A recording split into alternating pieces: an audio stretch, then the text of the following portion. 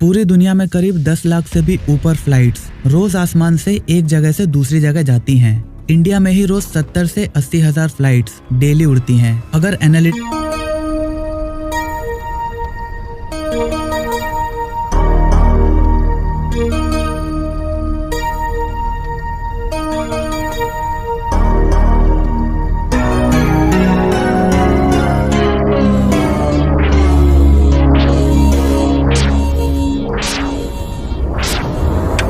की माने तो हवाई यात्रा दुनिया की सबसे सेफ ट्रांसपोर्टेशन का साधन है, क्योंकि बाकी सभी ट्रांसपोर्टेशन मीडियम जैसे ट्रेन्स, शिप्स या रोड जैसे मीडियम में हादसे काफी ज्यादा होते हैं और उसमें मरने वालों की संख्या भी ज्यादा होती है। आपके साथ ऐसा कभी न कभी तो हुआ ही होगा। आप किसी काम से कहीं जा रहे हो और रास्ते में आपकी गाड़ी का पेट्रोल खत्म हो गया। काफी बड़ी प्रॉब्लम है ना? लेकिन सोचो, एक हवाई जहाज आसमान में करीब 41,000 फीट की ऊंचाई पर उड़ रहा है और अचानक से अगर उसका फ्यूल खत्म हो जाए, अब इसके सामने आपकी प्रॉब्लम तो कुछ भी नहीं, राइट? ऐसा ही कुछ 1983 में एयर कनाडा फ्लाइट 143 में हुआ था। इस घटना से एक दिन पहले ये फ्लाइट टोरंटो से एडमंटन गई, जहां उसे रेगुलर मेंटेनेंस चेकअप करवाना था। 23 जुलाई 1983 की सुबह प्लेन एडमंटन से मॉन्ट्रियल की तरफ चल दिया। मॉन्ट्रियल पहुंचकर फ्लाइट मेंबर्स को अपनी ड्यूटी एक्सचेंज करनी थी। यहीं पर एंट्री होती है इस प्लेन के नए पायलट कैप्टन रॉबर्ट पियर्सन की, जिनके पास करीब 15,000 घंटों का फ्लाइट उड़ाने का एक्सपीरियंस है। एविएशन इंडस्ट्री में आपके एक्सपीरियंस को घंटों में रिकॉर्ड किया जाता है और 15,000 घंटे का एक्सपीरियंस उस वक्त के कुछ चुनिंदा पायलट्स के पास ही था। उनके साथ इस प्लेन को उड़ाने आए थे फर्स्ट ऑफिसर मोरिस क्वांटल, जिनके पास करीब 7,000 घंटे का फ्लाइट एक्सपीरियंस था।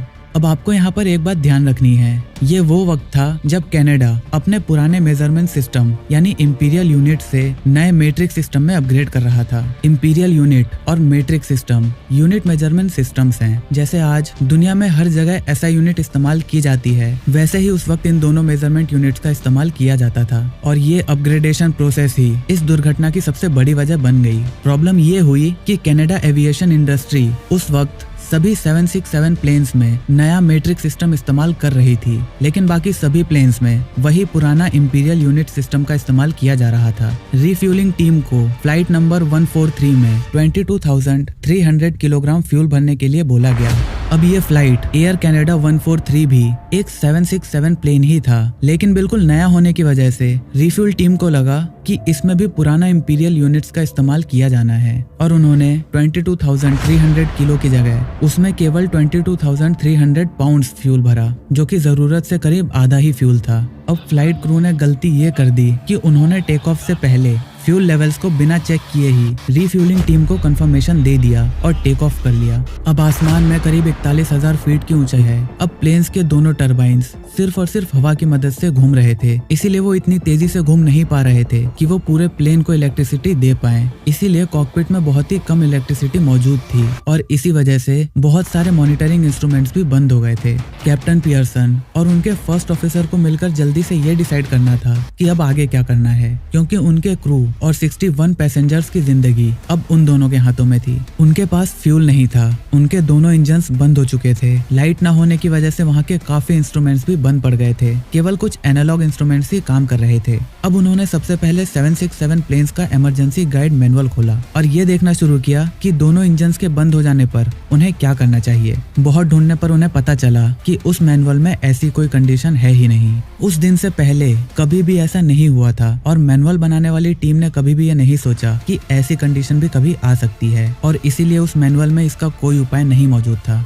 कैप्टन पियर्सन ने प्लेन को वहीं कहीं सुपर सीरियस लैंडिंग करवाने का फैसला किया। अब यहाँ पर भी प्रॉब्लम ये थी कि लाइट न होने की वजह से उनका वर्टिकल स्पीड इंडिकेटर और एल्टीट्यूड इंडिकेटर काम नहीं कर रहा था, यानी उनके पास ये जानने का कोई भी तरीका नहीं था कि वो कितनी ऊंचाई पर हैं और कितनी स्पीड से नीचे जा रहे हैं। कैप्टन ने अपना पूरा एक्सपीरियंस इस्तेमाल किया और प्लेन को नीचे की तरफ ग्लाइड करवाना शुरू कर दिया। कैप्टन 400 किलोमीटर पर आवर की स्पीड से प्लेन को नीचे ग्लाइड कर रहे थे। फर्स्ट ऑफिसर ये कैलकुलेट कर रहे थे कि इस स्पीड से हम नीचे विनिपेग के इमरजेंसी लैंडिंग स्पॉट पर पहुंच सकते हैं या नहीं। प्लेन में मौजूद मैकेनिकल इंस्ट्रूमेंट्स और एयर ट्रैफिक कंट्रोल टीम द्वारा बताए गए डिस्टेंस को कैलकुलेट करने पर कि वो काफी तेजी से नीचे जा रहे हैं और बहुत ही कम आगे बढ़ पा रहे हैं और इस कंडीशन में वो दिए गए इमरजेंसी स्पॉट पर नहीं पहुंच सकते। तभी फर्स्ट ऑफिसर को उनके पुराने एयरफोर्स बेस गिमली की याद आई, जो वहीं पास में मौजूद था। कैप्टन पियर्सन और एयर ट्रैफिक कंट्रोल ने कैलकुलेट किया कि शायद वो वहां तक पहुंच सकते हैं, लेकिन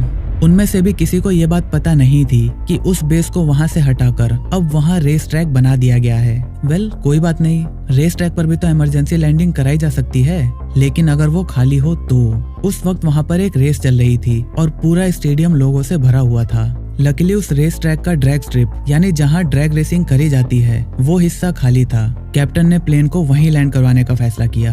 प्लेन के लैंडिंग गियर्स को ग्रेविटी ड्रॉप की मदद से लॉक नहीं हुआ था। अब जैसे ही प्लेन ने जमीन पर पहला कांटेक्ट किया, कैप्टन पियर्सन ने पूरी फोर्स के साथ ब्रेक लगाया, जिसकी वजह से वो नोज व्हील वापस अंदर चला गया और प्लेन का आगे का हिस्सा जमीन से जा टकराया और उसने एक अच्छा खासा बाउंस लिया और फिर दोबारा वो जमीन से टकरा गया और जमीन पर घिसता चला गया। इसकी फ्रिक्शन की वजह से प्लेन की स्पीड काफी कम हो गई। अब ये अच्छी बात इसलिए थी क्योंकि अगर फ्रंट व्हील लॉक हो जाता तो पूरी तरह ब्रेक लगाने के बाद भी वो इतनी जल्दी इस प्लेन को इतना ज्यादा स्लो नहीं कर पाते और शायद वो प्लेन वहां पर मौजूद बैठने वाली जगह पर जहां काफी सारे लोग बैठकर रेस देख रहे थे उससे जा टकराता। अब कैप्टन ने पिछले व्हील्स के केवल राइट ब्रेक लगाए, जिससे मेन लैंडिंग गियर टूट गया और प्लेन का सेंटर वाला पार्ट भी जमीन से टच हो गया और इससे और भी ज्यादा फ्रिक्शन जनरेट हुआ और आखिरकार प्लेन रुक गया। फ्यूल खत्म होने और दोनों इंजन्स के बंद होने के करीब 17 मिनट बाद प्लेन जमीन पर लैंड हो चुका था। इस हादसे में किसी को भी ज्यादा गंभीर चोट नहीं लगी।